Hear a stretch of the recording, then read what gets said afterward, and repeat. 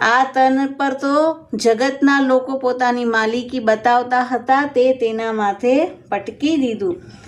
તેની માતા અને સમાજ વગેરે રોવા લાગ્યા કે હવે અમે શું કરશું, અને કહે છે કે એની આટલું જ આયુષ્ય હતું. તો આ રીતે વેશ્યાની છોકરીનું શ્રી ગોવર્ધનનાથજીએ કૃષ્ણદાસની કાનીથી અંગીકાર કરાવ્યો છે. પણ બ્રહ્મ સંબંધ વિના તો અંગીકાર નથી, તો કઈ રીતે થયું હશે? વેશ્યાની છોરી દેહ તજીને લીલામાં ગઈ, ત્યાં લલિતાજી સ્વામીજી સદા બિરાજે છે. કૃષ્ણદાસજી લલિતા રૂપ થઈ જગતથી તે છોરીને કાઢી છે અને લીલામાં પઠાવી, અને ત્યાં લલિતાજીએ શ્રી સ્વામીજી દ્વારા બ્રહ્મ સંબંધ કરાવી સેવામાં રાખ્યા.